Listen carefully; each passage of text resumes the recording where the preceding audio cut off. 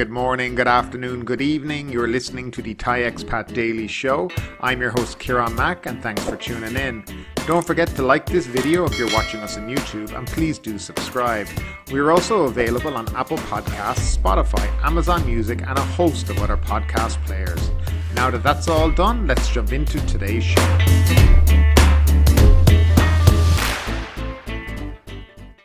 Well, hello there and welcome back to the Thai Expat Daily Show. Today is Wednesday, the 9th of March 2022, and we'll start off with the nationwide daily COVID report. The country registered 69 more COVID-19 fatalities, a new high of the new wave, and 18,943 new cases during the previous 24 hours, the Public Health Ministry announced Tuesday morning. This compared with the 65 COVID-related fatalities and 21,162 new cases reported Monday morning. Now, out of the 18,940 confirmed new cases, we also had approximately 19,622 probable cases that were confirmed by ATK testing. 66 of those cases were from abroad and 34 from prisons. There are approximately 62,263 people in hospitals, 1,189 currently in ICU, and 400 on ventilators. Now, Chonburi Public Health Office reported 1,003 confirmed cases and 2,291 probable cases and 12 deaths. Most confirmed cases have been in Chonburi City 208, Sirashat 276, and Pattaya Banglamung area had 234 cases. There are now 29,619 patients in care. And finally, Phuket Health Office reported 601 confirmed cases and 843 probable cases on the island. Out of the confirmed cases, 563 are local and 38 are from abroad. There was one death, and there currently is 6,371 people in care. And we'll start off with the first story of the day. The government is aiming to control oil prices. Prime Minister Prayut Chan-o-cha Monday urged the public to cut back on energy consumption, especially when using private cars, amid soaring oil prices. General Prayut said the government would do its best to cushion the impact. His call came as the price of Brent crude oil went over $130 a barrel in the early hours on Monday, surpassing the record of $128 in 2012. Now, according to ANI Sputnik, the price of May futures for Brent was trading up 9.35% to $129.06 per barrel at 12:28 a.m. At 2:06 p.m, the price had reached $130.30, it said. General Prayut said the government has been monitoring the situation and the soaring prices are a pressing issue the government will address as it finds appropriate measures to cushion the impact. We're urging everyone to help save energy as much as possible, especially in the use of private cars, he said. We've already taken steps to address the rising prices, but what should we do if they continue when we have a limited budget? Earlier, the government decided to cut the diesel excise tax by 3 baht per litre off the current 5.99 baht until May 20th to alleviate the impact of high energy prices. Relief measures to help cushion the impact are expected to be proposed at the National Energy Policy Committee meeting tomorrow. Government spokesman Thanakorn Wambunkanchana said the committee, headed by General Prayut, will mete out measures and propose them to the Cabinet for approval on March 15th. The challenge facing Thailand and other countries, the COVID-19 pandemic, global inflation and the Ukraine-Russia war are unprecedented and are driving fuel prices and impacting the cost of transport and consumer goods, Mr. Thanakorn said. He insisted the government have been working to address the issue by maintaining the retail price of diesel below 30 baht a litre. Now, meanwhile, members of the tourism sector in Phuket are calling on the Finance Minister and the Bank of Thailand to find solutions after Russian tourists became unable to make financial transactions due to sanctions against major Russian banks. In his Facebook post, the president of the Phuket Tourist Association said that authorities in Thailand should consider adopting alternative payment systems, such as those that utilize cryptocurrencies, to solve the problem being faced by these tourists. He said Thailand is not a party in the conflict and it should find solutions to enable businesses to continue under this unusual circumstance. Without alternative payment systems, arrivals from Russia are likely to be affected as long as the crisis drags on, he noted. Now moving along, Americans have been advised to avoid travel to Thailand. The Centre for Disease Control and Prevention, the CDC, on Monday added Thailand, Hong Kong and New Zealand to its list of destinations Americans are advised not to visit because of COVID-19. The CDC elevated its travel recommendations to level 4, very high for Thailand and 2 other destinations. In total, the CDC urged Americans to avoid travel to about 135 countries and territories. The CDC lists another 33 destinations as level 3, high, and recommends unvaccinated Americans to avoid travel. It lowered 6 destinations on Monday to level 3. A total of just 29 destinations are listed as level 2, moderate, or level 1, low.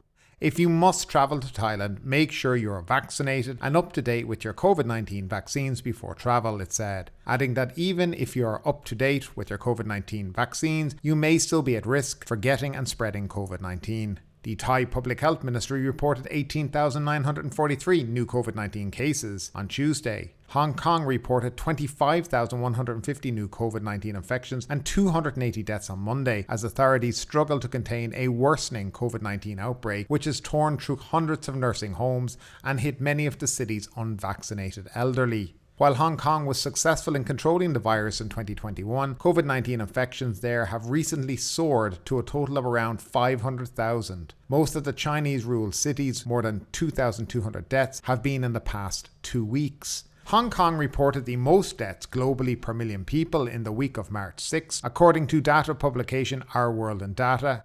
CDC raised Hong Kong to level 3 last week. Now, one of the topics that we have discussed a lot over the last few weeks is about Thailand and declaring COVID endemic here in the country. Now, what exactly does that mean? And what happens now if you catch COVID? With COVID-19 now spreading at a rate of more than 20,000 cases officially confirmed new infections per day, everyone is at risk of catching the disease. So many people will be wondering what happens if they get infected. A sample of COVID-19 patients were interviewed recently to see how they are coping at a time when the government is gearing up to treat the disease as endemic. So, when you test positive, hotel worker Meekin said an ATK test showed he was positive on the morning of March 3rd. Authorities had launched the so-called outpatient self-isolation scheme just 2 days earlier, but its implementation was still patchy and confusing. I turned up at a hospital where I've been eligible for free medical services under Social Security scheme, only to be turned away, recounted Meekin, who spoke on the condition his surname was withheld. Staff just told me to book the RT-PCR test via the QQ app. I was not even advised about my rights to Social Security. Meekin said he opened the app and found that there were no services available to book. So he turned to a well-known volunteer network which came to fetch him from his home later that evening and took him to Prachanawet Sports Centre in North Bangkok, where a triage hub had been set up. There was neither medicine nor food when I arrived. Officials there did not provide any care, Meekin said. I was at a loss. The conditions of the facilities were not good. I finally received some food at 8 p.m. After spending the night there, he was given just basic medicines normally used to treat a common cold. He then requested an RT-PCR test at a hospital where he's entitled to free medical treatment under the Social Security scheme. He was told the soonest available appointment was on March 7th. Feeling uncomfortable at the triage centre, he asked for permission to check out.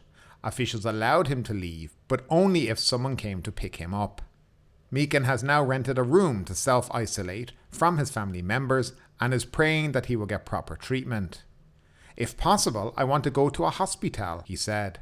Worried about his vulnerable family members, Meekin is not interested in going back home or joining the home isolation scheme. At home are my 6-year-old son, my 85-year-old father-in-law, and my 78-year-old mother-in-law, he said. Now, speaking about the current government policy on treatment, the Public Health Ministry spokesman, Dr. Rungkun Kitpati, said Thailand's COVID-19 situation was now transitioning from end of pandemic to the endemic stage. He said the endemic stage would likely start around early July, when COVID-19 patients will be treated the same as patients with other common communicable diseases, such as influenza.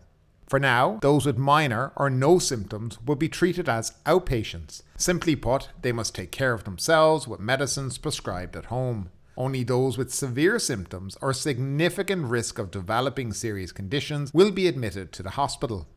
The National Health Security Office Secretary General even suggested that people who tested positive for COVID but had mild symptoms and could isolate and treat themselves with common medicines did not need to call the 1330 hotline or inform any authorities.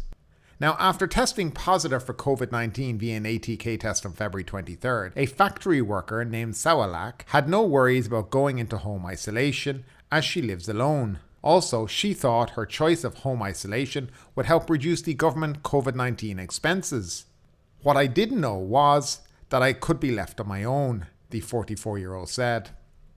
Sawalak explained that the 1330 hotline for home isolation patients was always busy. She considered herself lucky when someone finally answered her call. The first time she got through, the line went dead as she was talking.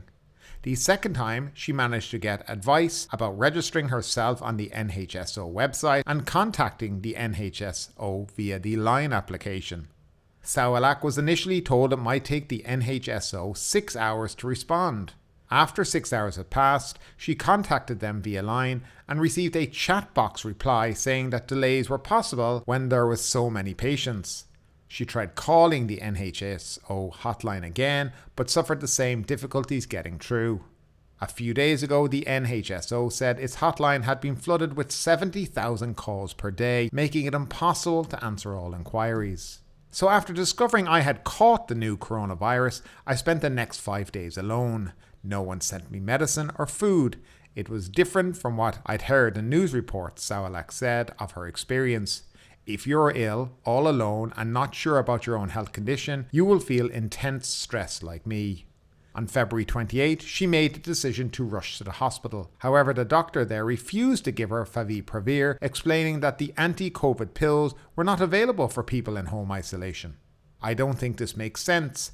My friend received this drug from another hospital even though she is also in home isolation, Sawalak said, complaining that medical facilities were using different standards. Fortunately, Sawalak eventually recovered from the COVID-19 and is now back at work. Now, finally, will COVID actually ease soon? The Public Health Ministry forecasts the number of new infections will begin to slow down around the middle of March, providing that people comply strictly with disease control measures, delay unnecessary travel, avoid gatherings, and take booster shots. The situation should then start improving. However, in the worst case scenario, new infections could reach up to 100,000 a day by the middle of April. Now, that's just a sample of a couple of people and their experiences here in Thailand in trying to get help in relation to after they've caught COVID.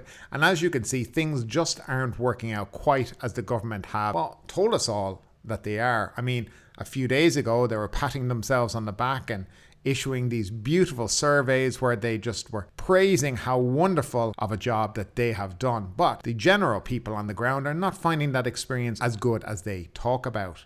It would be great that if people do have to home isolate, that they get the proper treatment. Not everybody has family to take care of them, and like the lady in the last story, she was left alone for 5 days with no food and no medicine and really no one to contact.